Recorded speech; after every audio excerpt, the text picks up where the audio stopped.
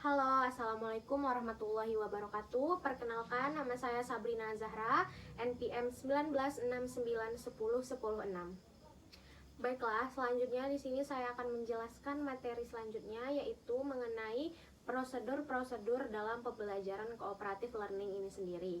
Ada beberapa prosedur dalam penerapan pembelajaran kooperatif learning, yaitu yang pertama itu ada penjelasan materi. Nah, pada penjelasan materi ini dimaksudkan adalah proses penyampaian pokok-pokok materi sebelum siswa mulai belajar pada kelompoknya.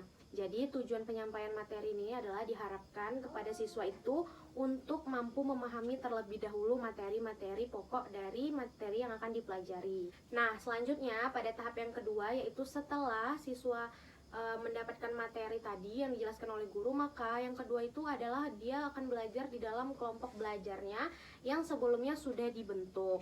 Nah, jadi dengan pemahaman-pemahaman materi yang telah diajarkan oleh guru tadi, maka di dalam belajar kelompok inilah siswa itu untuk dapat membahas materinya secara bersama-sama. Yang ketiga itu ada tahap penilaian. Nah, pada tahap penilaian ini nanti itu bisa dinilai dalam bentuk tes tertulis maupun kuis. Nah, biasanya pada penilaian dalam pembelajaran kooperatif ini terdiri dari dua penilaian. Yang pertama yaitu penilaian individu, dan yang kedua yaitu ada penilaian dari kelompok.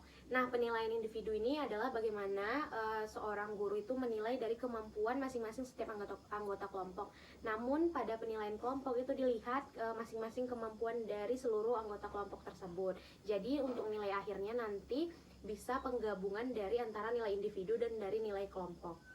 Nah, selanjutnya prosedur pembelajaran yang keempat yaitu adalah pengakuan kelompok. Setelah kita tadi melakukan penilaian terhadap setiap masing-masing kelompok, maka yang keempat ini adalah kita memberitahu kelompok mana yang lebih baik. Nah, jika kelompok yang lebih baik itu, maka akan diberikan reward atau hadiah sebagaimana yang telah dikemukakan oleh Hamdayana pada tahun 2016 di dalam bukunya halaman 148 sampai 149 yang menekankan bahwasanya pemberian reward atau pengakuan kelompok ini sangat berpengaruh terhadap minat siswa dalam meningkatkan prestasinya. Nah, selanjutnya materi yang kedua yang akan saya jelaskan yaitu mengenai langkah-langkah dalam penerapan model pembelajaran kooperatif ini. Ada 6 langkah yang biasanya digunakan dalam penerapan model pembelajaran kooperatif. Yang pertama yaitu adalah fase dalam menyampaikan tujuan-tujuan dari pembelajaran. Nah, biasanya pada fase ini guru itu menyampaikan kepada siswa mengenai apa sih tujuan dari kita melakukan pembelajaran pada hari ini, apa saja tujuan dari pembelajaran yang akan kita lakukan, seperti itu. Jadi fase yang pertama terlebih dahulu sebelum kita masuk ke pembelajaran, kita harus menyampaikan apa saja tujuan dari pembelajaran kita pada hari ini. Nah, untuk fase yang kedua adalah bagaimana fase ini nih seorang guru itu menyampaikan informasi pembelajaran kepada siswa. Nah, biasanya informasi-informasi pembelajaran ini dapat disampaikan melalui demonstrasi atau bisa juga melalui bahan bacaan yang terlebih dahulu itu dijelaskan oleh guru tersebut. Nah, setelah guru tersebut menjelaskan mengenai pembelajaran yang akan dipelajari hari ini, maka kita langsung masuk ke fase yang ketiga, yaitu fase yang ketiga ini adalah pembagian kelompok. Nah, pada fase ini, kelompok itu bisa dipilih oleh guru itu sendiri ataupun bisa dipilih oleh siswa itu sendiri tergantung keadaan dan situasi yang ada di kelas tersebut. Untuk fase yang keempat, yaitu adalah fase di mana guru itu dapat membimbing kelompok-kelompok belajar yang sebelumnya sudah dibentuk. Jadi pada kelompok-kelompok itu bisa diberikan project atau bisa diberikan tugas untuk mereka kerjakan. Nah, sembari mereka mengerjakan itu diharapkan guru mampu untuk membimbing setiap kelompok tersebut agar mereka memahami apa yang harus mereka lakukan, apa tugas-tugas yang harus mereka kerjakan. Setelah semua itu selesai, maka langsung masuk ke fase yang kelima, yaitu fase dimana saatnya untuk mengevaluasi proses pembelajaran pada hari itu. Nah, jadi dari masing-masing siswa di setiap kelompok tadi, mereka itu harus mempresentasikan hasil kerja yang sudah mereka lakukan di dalam kelompok itu untuk mereka presentasikan di depan kelas. Jadi dengan hasil dari presentasi mereka tersebut, nah disitulah seorang guru untuk melakukan proses evaluasi apakah yang mereka kerjakan itu sudah betul atau belum. Dan pada tahap evaluasi ini juga seorang guru itu bisa memberikan penguatan-penguatan tentang materi-materi yang sudah dipelajari pada hari ini.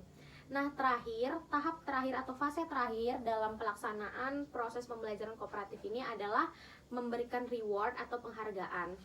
Jadi, kepada setiap kelompok yang sudah berhasil untuk mengerjakan tugasnya dengan baik dan benar, itu maka akan diberikan reward atau penghargaan sebagai bentuk untuk memotivasi kepada siswa itu untuk terus semangat belajar ke depannya.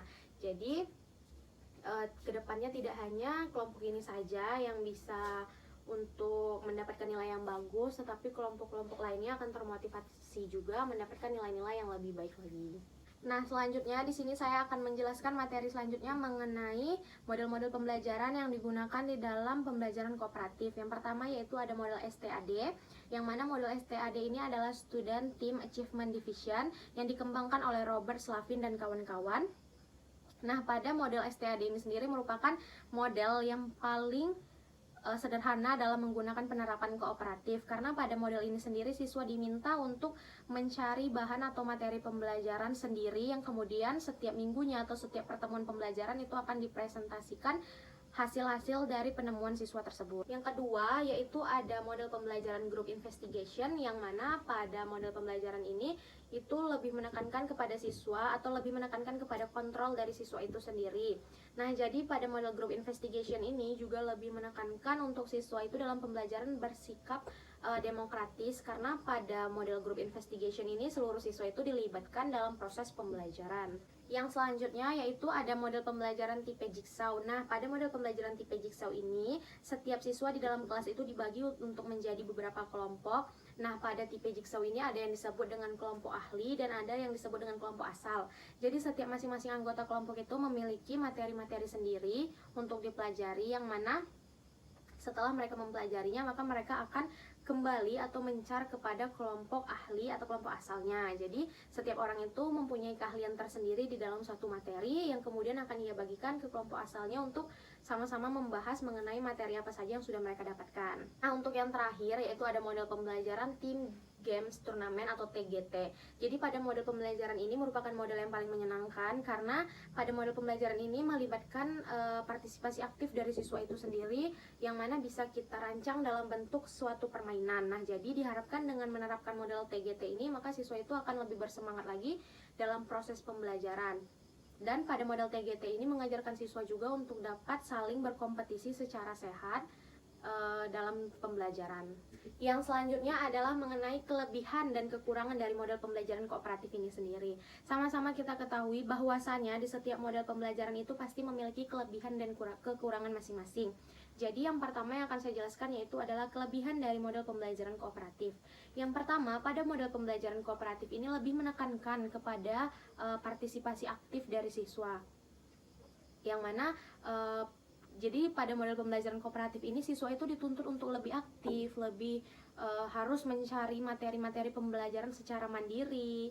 Jadi setelah mereka mencari materi pembelajaran secara mandiri, baru itu dibahas bersama-sama bersama guru. Jadi lebih menekankan siswa untuk dapat berpartisipasi aktif dalam proses pembelajaran, yang mana sebenarnya model pembelajaran kooperatif ini sangat baik digunakan sesuai dengan kurikulum 2013 sekarang, yang mana pembelajaran itu harus berpusat kepada student center.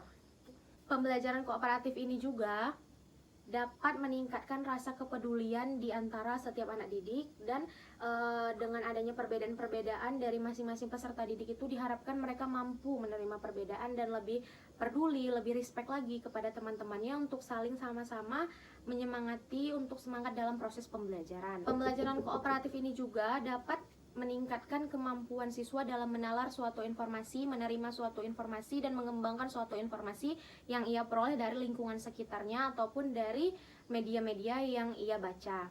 Jadi dari informasi-informasi tersebut yang sifatnya masih bersifat abstrak itu dapat ia bahas sama-sama di kelas nanti untuk lebih dijelaskan lagi mengenai informasi-informasi yang ia dapatkan, sehingga informasi tersebut menjadi jelas pemahamannya dan dapat menjadi pengetahuan baru juga bagi teman-teman yang lain. Nah, untuk kekurangan dari model pembelajaran kooperatif ini sendiri, yang pertama yaitu pada model pembelajaran kooperatif biasanya guru itu kurang sadar untuk menilai pengetahuan dari siswa. Jadi kebanyakan guru karena pada proses pembelajaran kooperatif ini lebih menekankan kepada kerja kelompok, maka guru hanya menilai penilaian kelompok saja, padahal belum tentu semua anggota kelompok itu bekerja dengan baik dan maksimal.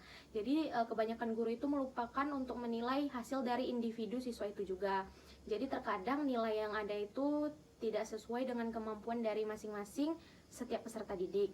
Nah, untuk pembelajaran kooperatif ini juga bagi siswa yang kurang mampu bersosialisasi mungkin akan merasa kesulitan dalam menerapkan pembelajaran ini, karena pada pembelajaran ini dituntut untuk siswa itu mampu aktif belajar secara kelompok, mampu menyuarakan pendapatnya di dalam kelompok. Jadi sehingga kepada anak-anak yang mungkin kurang bisa menyampaikan pendapat atau merasa malu, itu akan agak sangat sulit dalam penerapan pembelajaran tipe kooperatif ini. Dan kekurangan terakhir dari proses pembelajaran kooperatif ini adalah kurang mampunya beberapa anak untuk dapat saling bekerja sama dengan anggota temannya yang lain, sehingga terkadang menyebabkan terjadinya perselisihan antara anggota kelompok tersebut. Jadi itulah mengapa dalam pembelajaran kooperatif ini perlu adanya bimbingan-bimbingan dan motivasi dari guru agar penerapan model pembelajaran kooperatif ini dapat berhasil dan berjalan serta mencapai tujuan pembelajaran yang diharapkan. Nah, sesuai dengan topik pembahasan kelompok 1, yaitu mengenai penerapan dari model pembelajaran kooperatif ini pada penerapan menulis. Jadi untuk model pembelajaran kooperatif menulis ini bisa diterapkan dalam jenis-jenis pembelajaran, yaitu seperti menulis puisi, menulis cerpen, dan menulis banyak lagi lainnya dalam proses pembelajaran. Ini kami akan mengambil contoh untuk penerapan pembelajaran cooperative learning ini pada menulis puisi secara kelompok. Jadi dengan menerapkan model pembelajaran cooperative learning ini, maka diharapkan akan memudahkan guru untuk membimbing setiap anggota kelompok itu dalam menyelesaikan puisinya secara berkelompok. Nah, hal ini juga sejalan dengan pendapat Slavin pada tahun 2006, yang mana ia menjelaskan bahwasanya pembelajaran kooperatif itu merujuk kepada berbagai macam metode pembelajaran di mana para siswa itu bekerja sama di dalam suatu kelompok kecil untuk saling dapat membantu dan saling dapat mendiskusikan ilmu-ilmu yang mereka miliki. Nah, adapun langkah-langkah atau tahap-tahap yang bisa diterapkan dengan menggunakan model pembelajaran kooperatif ini pada menulis puisi, yaitu yang pertama, guru harus menjelaskan terlebih dahulu apa saja yang akan dilakukan oleh peserta didik itu dalam menulis puisi. Nah, yang kedua, guru itu harus mampu membagi setiap anggota kelompoknya untuk menulis puisi tersebut. Nah, setelah anggota kelompok tersebut dibagi, maka mereka akan mulai mengerjakan puisi-puisi berdasarkan arahan dari guru. Bisa itu berdasarkan topik yang sudah dipilihkan untuk kelompok mereka, atau bisa saja berdasarkan arahan-arahan lain yang sudah diberikan oleh guru. Nah, selanjutnya, guru itu membantu dan membimbing siswa untuk dapat mengerjakan atau menulis puisi itu secara baik. Jadi, biasanya guru itu mendatangi masing-masing kelompok siswa untuk bertanya, ada kesulitan di bagian yang mana, apa saja yang menjadi kendala dalam proses penulisan puisi ini. Jadi, seperti itu, guru harus tetap membimbing siswa untuk bisa menyelesaikan pembuatan puisinya itu dengan baik. Di dalam kelompok itu juga, siswa diharapkan mampu untuk saling berdiskusi dengan anggota kelompoknya mengenai puisi yang akan mereka buat. Nah, setelah mereka selesai berdiskusi, setelah mereka dibimbing juga oleh guru, maka tahap selanjutnya adalah proyek puisi mereka itu akan dikumpulkan oleh guru ke depan, dan itu bisa dibacakan oleh masing-masing perwakilan kelompok atau oleh seluruh anggota kelompok di depan kelas. Nah, jadi pada tahap itulah guru melakukan evaluasi apakah ada yang salah dari penulisan puisi mereka, apakah puisi yang mereka buat itu telah memenuhi kaidah-kaidah dan unsur penulisan puisi, seperti itu. Jadi disitulah guru saatnya melakukan evaluasi serta memberikan penguatan kepada siswa mengenai materi puisi ini lebih dalam lagi, agar tidak terjadi kekeliruan dan kesalahan-kesalahan ke depannya jika peserta didik ingin membuat puisi lagi. Nah, demikian saja penjelasan saya mengenai tipe pembelajaran kooperatif ini serta penerapannya pada materi menulis puisi di SD. Semoga apa yang saya jelaskan tadi menjadi pengetahuan baru bagi kita semua dan menjadi acuan atau patokan kita dalam penerapan model pembelajaran kooperatif ini ke depannya, agar tidak terjadi lagi kekeliruan serta kita dapat memahami tahapan-tahapan apa yang harus kita lakukan dalam mempelajari atau menerapkan model pembelajaran tipe kooperatif ini. Demikian penjelasan dari saya, mohon maaf apabila ada kekurangan. Saya akhiri dengan assalamualaikum warahmatullahi wabarakatuh.